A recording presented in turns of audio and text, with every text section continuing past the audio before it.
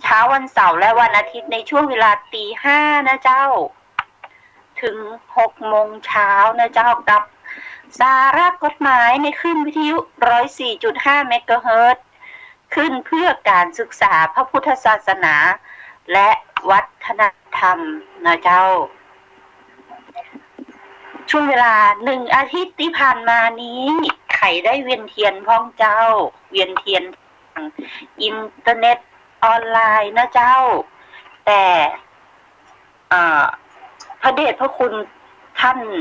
สมเด็จสังฆราชนะเจ้าพระเดชพระคุณสมเด็จสังฆราชได้โปรดประทานพรหมู่เฮาโปรดคือ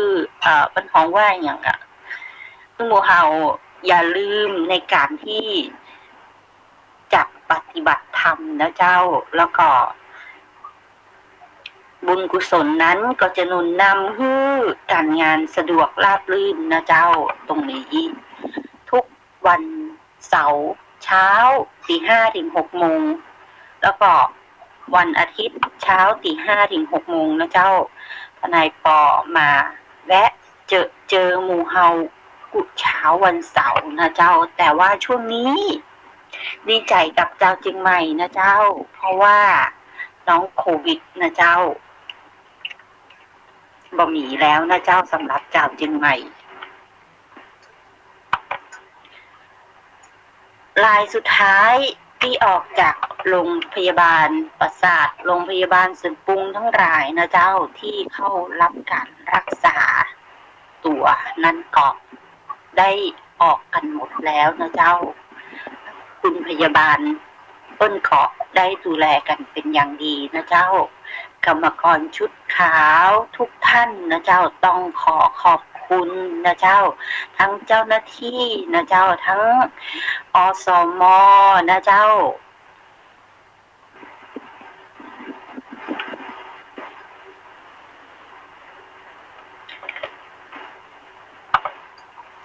จริงๆแล้วสภาวะของโควิดทั่วโลกนี้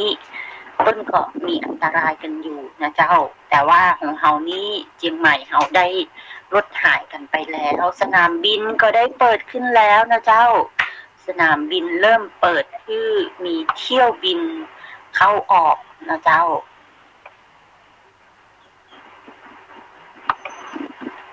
แล้วก็แอลกอฮอล์ทั้งหลายก็ประกาศให้ขายได้แต่ห้ามนั่งกินนะเจ้า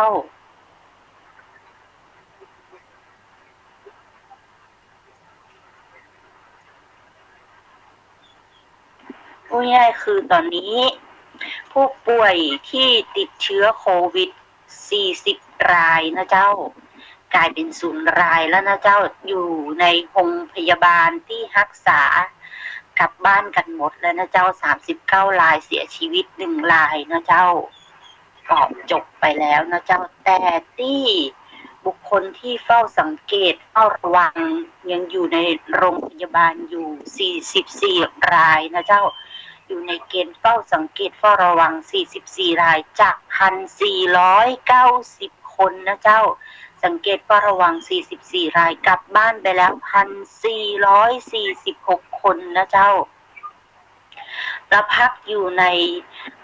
ท้องถิ่นของจังหวัดเชียงใหม่นะเจ้า10 รายนะเจ้าเฝ้าสังเกตการ10 รายก็ตอนนี้เฝ้าสังเกตการในเชียงใหม่อยู่ในโรงแรมนัคราบูติกนะเจ้า9 รายโรงแรมเมฟลาวเวอร์แกนเดอร์เชียงใหม่1 รายนะเจ้าข้อมูลนี้ในวันที่8นะเจ้าวันที่8เมื่อวานนี้เป็นข้อมูลที่อยู่ในวันที่8วันสุดท้ายนะเจ้า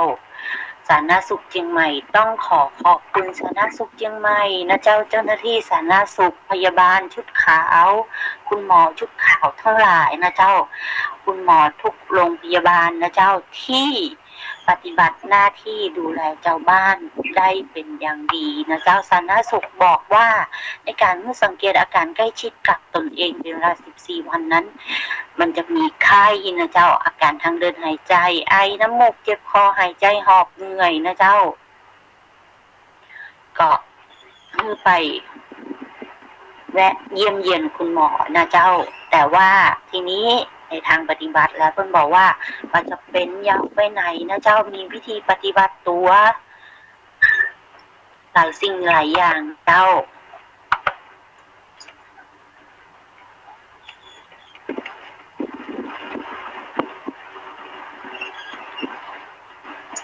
เพลงนี้ทนายปอเอามาฝากทุกอาทิตย์นะเจ้าตั้งแต่น้องโคมา